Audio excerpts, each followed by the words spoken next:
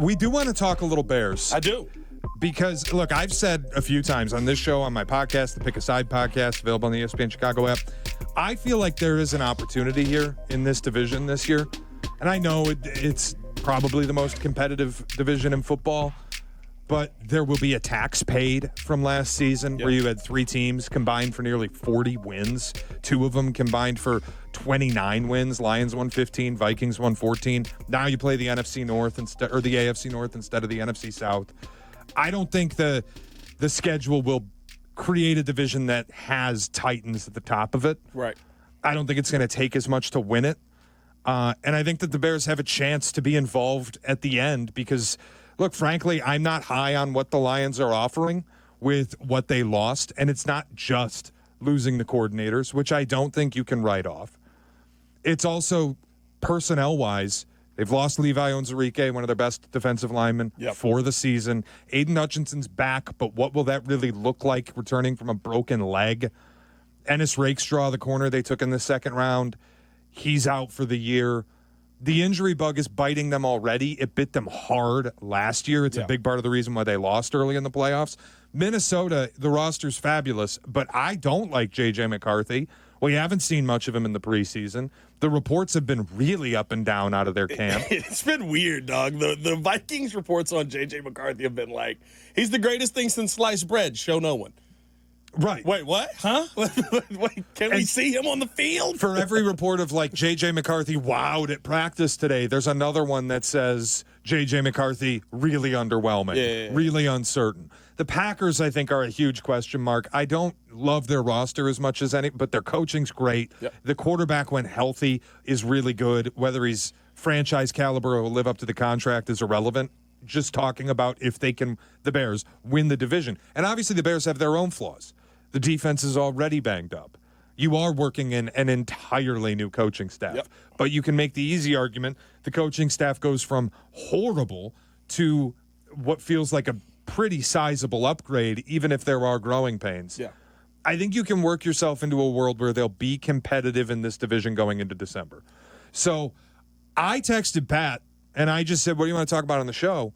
And he replied to me like Doctor Strange at the end of Avengers, holding up the finger. That's literally what I thought of when I did this. You texted me and said there is one scenario where the Bears win the NFC North. So I want you to sell it to the fans. Here's the scenario that I think Bears fans have almost put in their minds that it's the scenario we cannot live in. It's the scenario that is going to be the most difficult to see happen because we haven't seen it happen in this city in a very, very, very long time. And I understand why Bears fans are jaded. I understand why they're shell-shocked at the thought that this scenario may actually play out here, Shea. But I just was sitting there and I was going through all my training camp notes and every single day at camp, I was up there every day at camp. There was always some note about where somebody got better. There was always some note about like how this was called, like what we see here, like how they did this. This was handled well. It doesn't mean the flaws don't exist, but it means that there is every single day a scenario where the team is moving in the right direction at some position. And there have been years where we have not been able to say that. My one scenario here, Shea, what if Ben Johnson is it? That's it? What if Ben Johnson is the coach that Bears fans have been hoping for their entire lives, unless you were born before 85, then you had Mike Ditka in there. But what if he is the coach that walks in the room and actually checks the boxes of a Shanahan, of a McVay, of a Harbaugh, if you will, where I am the culture setter, I am the culture changer. And yes, we are going to have these issues. Jim Harbaugh didn't walk into a team last year with the Chargers with no issues. We went, I don't think you have a single wide receiver that can catch the football on your team. That's a problem. They were a top 15 offense last year, all the way up from 25. I believe they finished 11th. When Kyle Shanahan walked in the building and they finally made the switch to Jimmy G, somebody who could understand his system, they had one of the highest point total offenses in football, top 10. Sean McVay walked in. I believe the Rams were a 3-win team the year before. They won 11 games the next season. What if Ben Johnson truly is the answer. And it feels like Bears fans can't live in this world where that is true because we've been hurt by this so often. But take it from somebody who's been up at camp every day. There is no question Ben Johnson is a head coach. There is zero question. And that was when we walked in with Flus and we met Flus and you talk to Flus, you go, I hope he is. I hope you find a way to make this happen. But I don't feel great about it. It almost feels like I have to tell myself, calm down, Pat. Ben Johnson may be good, but you don't want to be too far out over your skis and then you fall face first tumbling down the mountain because he's that much of this guy feels like the right answer. And it changed how the Bears did business in that building. It changed how they went out and acquired talent this offseason. And I truly feel like if Ben Johnson's that guy, there's a real world where Caleb Williams is the best quarterback in this division. There's a real, which will put you a long way in the right direction. There's a real world where you can win your first 2 games of the season and have a serious leg up on the division, 2-0. I look at what Ben Johnson has done to this point, and I know we got to see it in real life scenarios, but what he did in that Chiefs game, we talked about this on the Chicago Bears podcast. You can tap in Monday through Friday. He didn't call a game to prove that I know football and I know the system. When the third drive came and the passing offense was not working, he called a game to win. He said, we're going to hand this football off to DeAndre Swift because they can't stop it. That's something we haven't seen in this city, I would say probably since Ditka and Buddy. And I know Lovie falls into that conversation. People are going to say, well, Lovie Smith did it. Lovie Smith called games on the strength of his defense. How many times did we sit there and go, if you literally just follow the same game plan, you win the Super Bowl? If you keep running the football with Thomas Jones, you win the Super Bowl. No, you want to fall back on the strength of your defense. You were trying to prove that your system worked. I think Ben Johnson, how he's going about this, if he hits, and it feels more likely than not. Yeah, listen. You're living in a world where you could have the division in your hands. I don't like doing what-if radio, so I'm going to put you on the spot. Do you think Ben Johnson's a division winner? I think that Ben Johnson is the guy that turns this franchise around. I do. I'm not ready to go there yet because I can like Ben Johnson. I think he's a legit coach. I think he could spark a massive turnaround for the Bears. But I don't buy that just him doing that is enough to win the North. Enough to make the playoffs? Sure. But if we're talking about roster eval, you are far behind Minnesota. I know you can detail everything the Lions lost from the center, Frank Ragnow, to their guard, Kevin Zeitler, who was their best graded guard last season. I know he was long in the tooth. He's an NFL journeyman. He was their best interior offensive lineman. They are replacing the entire interior of the offensive line. You can look at all the things that they've lost, the injuries, all of it. Their roster is still better. The Vikings roster is still better. Green Bay, I have questions, but it's a more proven concept. Yeah. I think things have to go wrong for Detroit and especially for Minnesota. Like, J.J. McCarthy has to be bad. Jared Goff has to look lost in a new offense. It's got to look like the year Todd Gurley died and they couldn't effectively run play action in L.A., and then you watch the Rams and go, oh, Jared Goff's not that good. Yeah. Because he lives off of the play action offense. Things have to go wrong for those two teams, and the Packers can't bounce back. That's your pathway. Like, I don't think Ben Johnson alone is enough to take you from 5 wins to winning this beast of a division. Here's where I push back on that. We've seen him do it. Now, we give the credit to Dan Campbell because Dan Campbell's the head coach. But we saw Ben Johnson start to call an offense in Detroit where, we figured it out. We know how to move now. We understand, okay, this is what we got to do. And while still dealing with guys being banged up, guys having deficiencies, that's what coaches have to deal with no matter what. He still was able to call up one of the best offenses in football. Absolutely. And build that team up to a point where there was the belief in the team, hey, we can go out here, we can beat anybody. It doesn't matter who we got because we're going to be put in the right positions to succeed. When I talked with Al Harris. That's all well and good, but keep in mind, year one, Ben Johnson in Detroit, they did not win the division. They did not make the playoffs. They had a top 10 offense in football. Right. They went 9-8. They had a chance to make the playoffs if certain things happened in the final week, but they weren't winning the division. I think asking this team, look, I believe there's an opportunity. I do think that this division is open enough that you have a shot at playing those meaningful games and playing to win it in December. But actually accomplishing that is a monumental task in year one. And it always is, right? When Harbaugh took over the 49ers, they were garbage. It was this situation. Bad football team. I think he took over from them from Singletary, if I'm not mistaken. Bad football team. There may be a coach in the middle there. Alex Smith is viewed as one of the worst quarterbacks you could have ever drafted in the first round. Jim Harbaugh walks in. Everybody says, we don't know what he's going to do. He's not been here before. He's never been in this situation. Wait a minute. This team's pretty good. Oh, snap. They're making a run in the playoffs here. And it was the culture that changed in the building. The talent didn't change that much. The personnel didn't change that much. And that's why, to me, I think we talk about the top coaches in football. And we view them as that because it feels like there's never an issue. We watch the Kansas City Chiefs keep going to Super Bowls, and in our minds, there are no issues on that team. Shea, they haven't had a tackle in 5 years. Andy Reid is calling the game in a way and has a quarterback in Pat Mahomes, by the way, who he developed. He's calling the game in a way that it is still 15-plus win football. I'm not disagreeing with anything you're selling in the way that he's going to approach the football of it.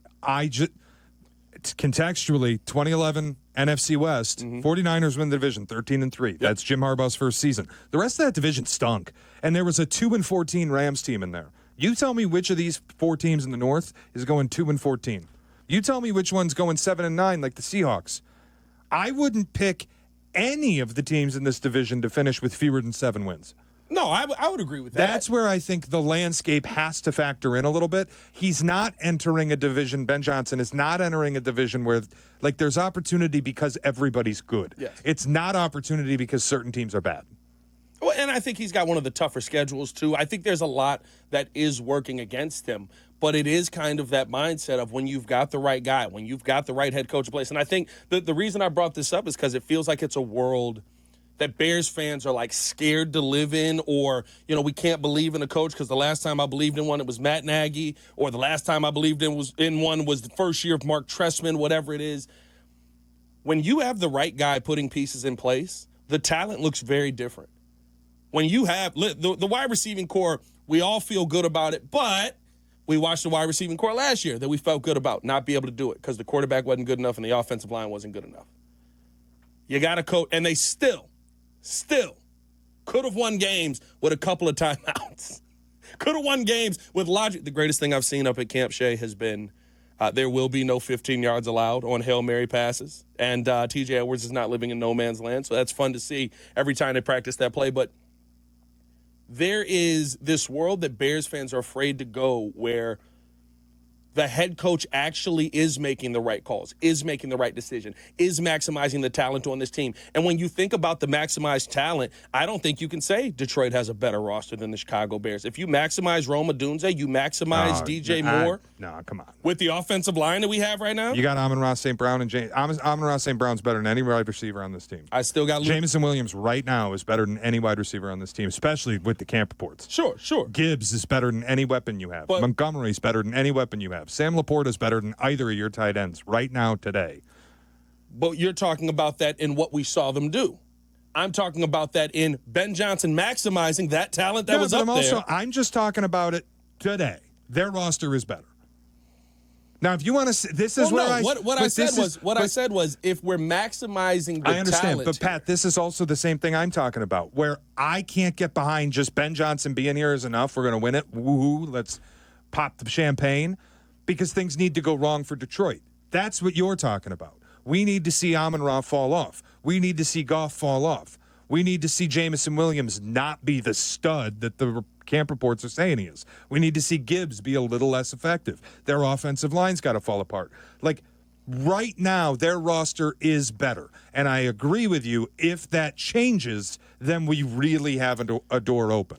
I don't think you have to see it fall off, because here's the thing, right? If I have Ben Johnson last year and I have Dan Campbell coaching the Chicago Bears, they probably look pretty good. I just need to see if the coaches are going to be Ben Johnson. Here's the thing. So I love Dan Campbell, but you do have to live in this world where he may be the guy that's standing on the shoulders of his coordinators, a John Harbaugh, You can. You don't have to. You don't have to, but yeah. I want to put this out to the fans. 312-332-3776. Pat simply saying Ben Johnson's a division winner.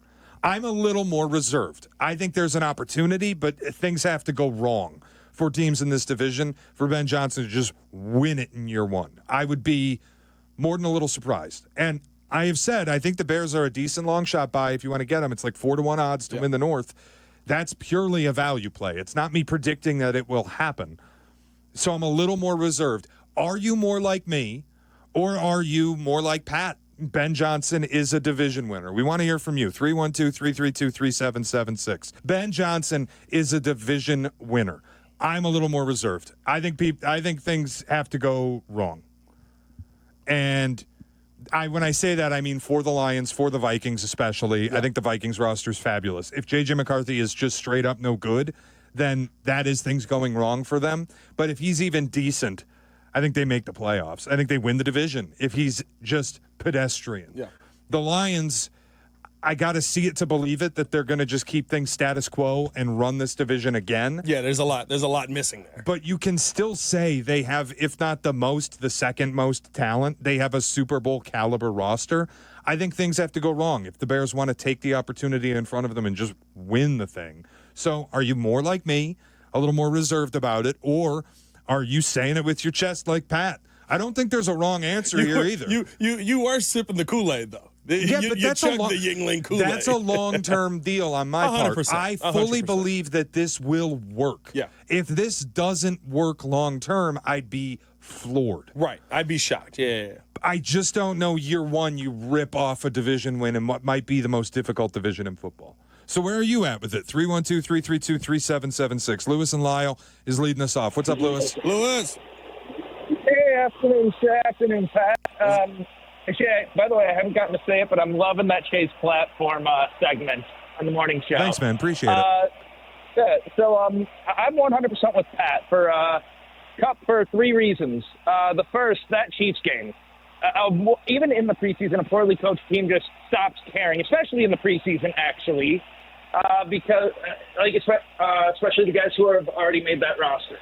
The second, that Bills game. I mean, I was at the game, so I had to watch the broadcast after the fact. But even when they were up 38-0, Ben Johnson had an intensity like he wanted to score more. Like he was upset that they didn't put up 50. And lastly, DJ Moore said it. He said 38 points. I don't think it was enough for Ben. Yeah, exactly. But lastly, he's not just trying to develop his players. He's trying to develop his coaches. I remember reading that he relinquished offensive play calling duties towards the end of the game. Yep. He had Dennis Allen let Al Harris call games. He wants to make sure that his coaches are either set up to succeed should Dennis Allen move on and he needs a new DC, or so that Al Harris can go and get a DC job.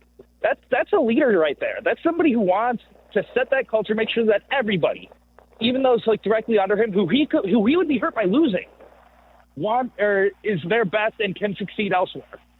That's leadership right there, guys. So, Lewis, you're willing to go on the record, just say it. You think Ben Johnson's a division winner in year one? 110%. God bless. I mean, listen, I think that it's not to say, right? I feel like when you say it, he's a division winner, like we'll get to the end of the season. It's not to say that we're saying it's going to be easy. But I do think that there is this trepidation that Bears fans have of like, the coach can't be the reason you win, when more times in the NFL, the coach is the reason you win. Well-coached teams with mediocre talent usually still end up being decent teams. Doesn't mean that they're Super Bowl champions. I don't think we have mediocre talent on this team. I think we just have talent that has been completely misused for the last few years. I watched, and I get it, the Kansas City game is where a lot of people look, but I've watched Tremaine Edmonds this entire time, and me and you had the conversation on the Bears podcast about how he's one of the worst contracts in the NFL right now. And as I've watched him in camp, I'm like, if Dennis Allen used this guy like this, we may actually have to pay him again. Oh, boy. Jesus. Well, it's an uptick. It's an uptick in talent. You know what I mean? It feels like when you watch it, you had all the keys, but you were sitting there sticking them in the same keyhole and they didn't work. And you were trying to figure out, why isn't this door opening? Meanwhile, you have somebody just turn around and go, did you try that door? Click. Oh, look at that. We can walk right through it. I know it's got to play out on the field, but that's not usually what you see in the beginning of somebody with players that they didn't bring in. Usually it is. We got to kind of see how this guy fits in and make him work. They have held true to everything that Ben Johnson said coming into this. We will build this playbook around who we have. That changes the level of talent that you have on your team. I just have questions about if it actually can get done year one. Because, look, we talk about last year, if you had good coaching, you end up, 8-9 or 9-8 instead of a 5-win team. Yeah, you can work your way into certain games they would have won. Yeah. Like you take a blocked field goal away and they beat the Packers. Twice. You don't screw up the coaching and they win the game in Washington. Yes. Maybe you don't let the clock wind with a timeout in your pocket and you beat Detroit on Thanksgiving. And you can talk your way into this was actually an 8-win team. Yeah. But you can also talk your way into, without an onside kick recovery, it was actually a 4-win team. Listen, without Will Levis having one of the funniest breakdowns of all time, it's a 3-win team. There are games they won that they also easily could have lost. Yes. So that's where I just look at it and go, now you do have good coaching, and I believe it. The realistic outcome for me is a 9-8 season. Probably the highest possible outcome is 11 wins. Yeah. Is that enough to win the North? For me, I don't know that answer, and I'm a little more reserved. You don't think 11 wins is enough to win the North? I think the North... It took 15 last year. Now, I don't think it's going to take that again. Exactly. I think the North comes crashing back down to earth because there's not 4 gimme games. You really had 4 gimme games on your schedule last season, and everyone in the North took advantage of it. 312-332-3776. Are you more like Pat, saying it with your chest, Ben Johnson's going to win the North year one, or are you more like me, just a little more reserved? Things have to go wrong for other teams for it to happen. Pat thinks Ben Johnson's division winner. I feel like I'm being a realist. I'm a little more reserved. What do you think about it? 312-332-3776. Okay? We'll go to Joe on the south side. What's up, Joe? What's up, gentlemen? Maybe Ben Johnson's not the division winner, but the Vikings are like Sam Darnold had the best year of his life. You think McCarthy's going to do that again? No. No. The Lions are going to regress, and I think we got to worry about the Packers. That's what I think. You think the Packers are the biggest threat? What do you got? I'll say this, Shea, and the one thing I'll give him credit on: who's the best coach in this division right now, as we're seeing it? It's LaFleur, right? I believe in Dan Campbell, to be honest with you. Okay. I would probably lean more the Dan Campbell route. You still got Dan Campbell? Yeah, I feel like I can think this is a down year, but still believe in him long term. 100%. I think people have tried to take away credit from him much more than they've tried to give credit to him, and I think that's unfair, given the organization that he's with, what that organization was before he got there. I know he's a character. The biting kneecap stuff, I think, rubs people to thinking he's just a meatball, and it was all the brains around him that were really pulling the strings. I don't buy any of it. I think Dan Campbell's much sharper than anybody's willing to give credit for him. What he pulled off consecutive seasons in Detroit, where it felt impossible, I would lean that way. Which is fine, but right? I think all the coaches in this division are excellent. Exactly. And I think here's the thing. When you look at where Green Bay was that final year with Aaron Rodgers, where you kind of could tell this is, all right, we're finishing this thing out, to now LaFleur feeling a little bit more, having the opportunity to go out there and, let's say, spread his wings offensively and call more things because he doesn't have to worry about acquiescing to Aaron Rodgers.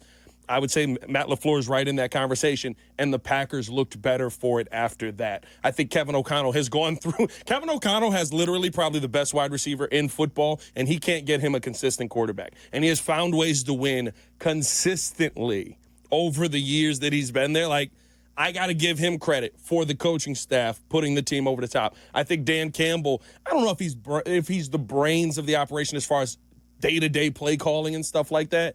But I do think he's the heartbeat of that team, Yeah. and he's the soul of that team, and that means something as well. And he changed that organization around. My point is, I think that Ben Johnson's going to have that opportunity to do that here. 100%. And he comes into it with better talent than any of maybe LaFleur kind of had that, but outside of that, better talent on both sides of the ball than any of those other coaches started with. Yeah, I think my issue with the Packers is I love the coach, I love the quarterback. If the quarterback's healthy. I don't love him. I was going to say, love the quarterback? I do believe that the coach and the quarterback, Matt LaFleur, Jordan Love, working in tandem, if he's healthy, then it's okay. I like players that they have. Yes. I like Xavier McKinney. I like Kenny Clark. I don't love their secondary. I don't love their defensive line. But I also kind of feel that way about the Bears. I don't love certain units on this team, especially defensively. The secondary, I like in theory. I don't know if it's healthy. Yeah. The defensive line, I straight up don't like. The linebacker room, it's fine. TJ Edwards is carrying a lot of the mail there. He's banged up right now. So we'll see where he's at for week 1. The reason I like the last caller, what it said on the screen is I'm giving the Vikings too much credit. I have never said that J.J. McCarthy needs to be an all-pro for them to be successful. No. He just needs to be pedestrian. If he goes out and has 25 touchdowns and 12 interceptions, I think they win the division. 3,000 yards, 25 touchdowns, 12 picks. I think they win the division. Yeah, Sam Darnold had a legend year last year, just came out of nowhere and was incredible. A lot of the reasoning, the play calling from Kevin O'Connell, Yes. playing indoors on turf. It's a lot of benefits he won't have in Seattle, but that doesn't matter for this conversation. I think the Vikings going out and rebuilding the interior of their offensive line, Ryan Kelly, Will Freeze, the wide receivers that they have once Jordan Addison's back from the suspension. Yeah. You know what Justin Jefferson is. You go add Adam Thielen via trade. They still have TJ Hawkinson. Their defense, they add Jonathan Allen. They just used a top draft pick a year ago on the kid from Alabama. Like, it's... Their roster is excellent across the board. And if the quarterback's just okay, then they will get enough that I think they can win this division. Yeah. So I actually think the Vikings are the bigger threat than any of the other three teams. Lions are what we know they are, but they've lost so much that I think their regression hurts them a little more than the Vikings' regression. Now, if JJ's terrible, and this is where I'm kind of couching it, if JJ's terrible and if the Lions losing both coordinators ends up really being a death knell, then yeah, the Bears can absolutely win this thing in year 1. The Packers are the big X factor because I don't know what they are. Listen, I think that the fact that you can have this conversation shows just how good this division can be. The world that I'm trying to tell Bears fans is the one world, the one that you can live in is you're getting a head coach that's maximizing the talent, which is what he did in Detroit. If you maximize Caleb Williams, is he the best quarterback in this division? Could be. And I think that's your best point because people forget, like, outside of Jamison Williams, who was a first-round pick, it's a lot of – and Penei Sewell. It's a lot of scrap heap talent that the Lions made work. And look, Frank Ragnow was a first-round pick. He was excellent his entire career. But Taylor Decker was somewhat disappointing at the start of his career at left tackle for Detroit. Everything came together under Dan Campbell and Ben Johnson, and it worked out. Amon-Ra St. Brown was a fifth-round pick. David Montgomery, people questioned the signing. You know Gibbs was highly touted. Yes. But Jared Goff, people thought he was being sent to Detroit to die, and they turned him into an MVP finalist. So the ability to maximize talent, that's the best thing working in Ben Johnson's favor. You just have to see it here, and I still don't think this roster on paper is as talented as those two. But if there's a significant drop-off, then we're in business. Jason, listening on the ESPN Chicago app in Van Wert, Ohio. What's up, Jason? Jason, what's going on? Hey, guys. First of all, Pat, I got some throwback jerseys that I like to rock, and I'm 49 years old. Oh, I love it. What's the best throwback you got? I do have a Peyton one, but, I was lucky enough to be old enough to watch him. So I do have a 99 Pedro Martinez one I like to get out once in a while, too. Is that Expo? No, it's a Fenway Park, all-star game one. Okay. So, but otherwise, it's nice. But, Shea, I agree with you. I think you're spot on. There has to be a lot of things go wrong with the other divisional teams before the Bears, and the Bears would have to catch every break. But, no, I do think Ben Johnson could win the division, but by the time we get there, I think 25% of this roster is going to have to flip over. But, the future's bright, but I just don't see it this year. Yeah, Hey, have a good day, guys. Look, you Have a can good make one, the playoffs. You can win 9 games. You can win 10 games. You can make the playoffs this season. Yeah. And that's my demand. That's my expectation, that the Bears will be a playoff team. I just think it's asking a lot to win the North. That's all.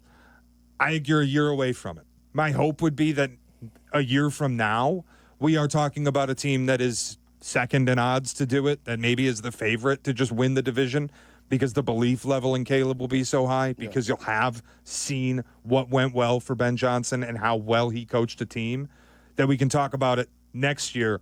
They can win the North. Or straight up, we expect them to win the North. I'm just not ready to say it's going to happen now.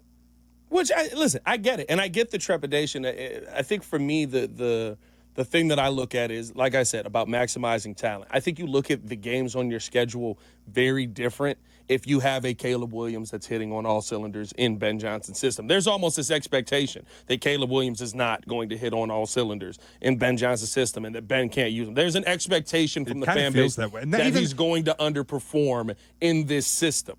And we haven't actually seen what Ben's going to call. We haven't seen Ben game plan a game yet that fits his quarterback's strengths. We've seen them go out and play preseason football.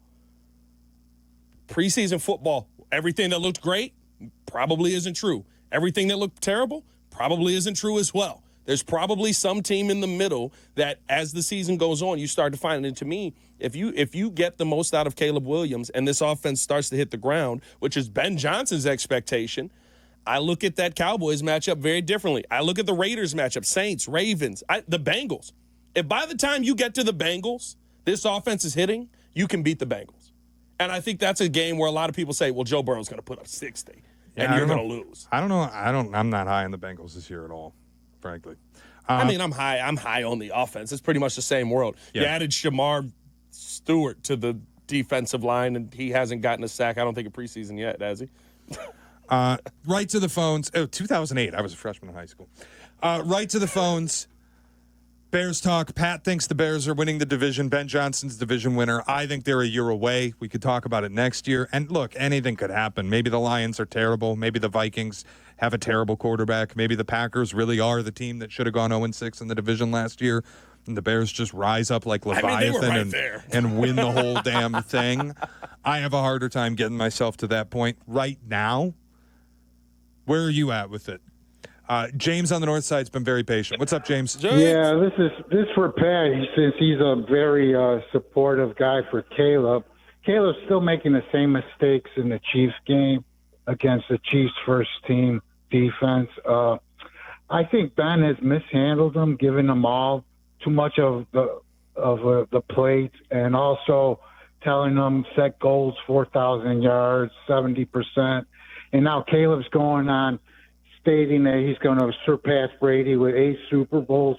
I'm just trying to see the mindset of Caleb. I was like, you don't hear that from Jaden Daniels, man. This is who Poles should have drafted, the maturity of a quarterback like Jaden Daniels. That's why we're not winning nothing. We don't have that quarterback that does everything. And he's saying he's going to be better than Brady. Who does that in this time of age? Nobody says that. I love how everyone is hanging on the 1 sack that Caleb took in this game like he took 12. And that in that sack, he did a lot of the things where you want to see a quarterback do them, and he got sacked. We know QBs get sacked, right? The goal is don't get sacked 68 times. Yeah. Also, the goal is to win the game. That means the entire offense has to be good. It wasn't just Jaden Daniels last year. Jaden Daniels jump-started that. There was a pretty good offense last year around him. Did they have a run game with Jaden Daniels? Yeah, because they had Jaden Daniels. Their O-line wasn't any good. The running game was mediocre. Austin Eckler barely got used. Brian Robinson, they traded away. He was fine. Yeah, what do you have, 8 touchdowns last season? Something like that. But touchdowns come in weird spots. I think I did the numbers on his touchdowns. I think like 90% of them were 1 yard or inside the 10-yard line on the carry. So you can evaluate the raw numbers, but all the metrics said their run game was eh. And Jaden Daniels buoyed a lot of it. Sure. It's not. But I It's also not to say that Jaden isn't the talent that he is. But I think here's the thing.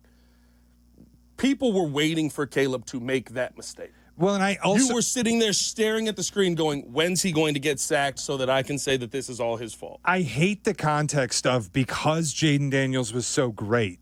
And keep in mind, that might be the best rookie quarterback season ever.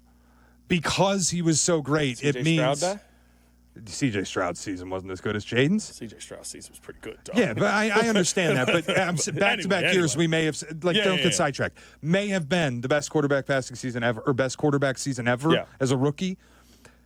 Just because Caleb was good numbers-wise, and he was, and somebody else was great, doesn't mean Caleb is now bad. Yeah. Or that the pick was bad.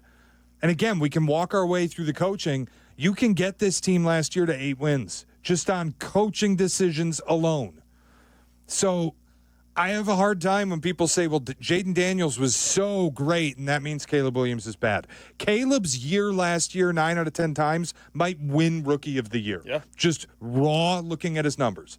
You go for 3,500 yards. You go north of 20 touchdowns. You had fewer than 10 interceptions. That is a Rookie of the Year caliber passing season from a rookie quarterback. He just had the misfortune of playing in the same season that Bo Nix and Jaden Daniels went crazy. Yeah.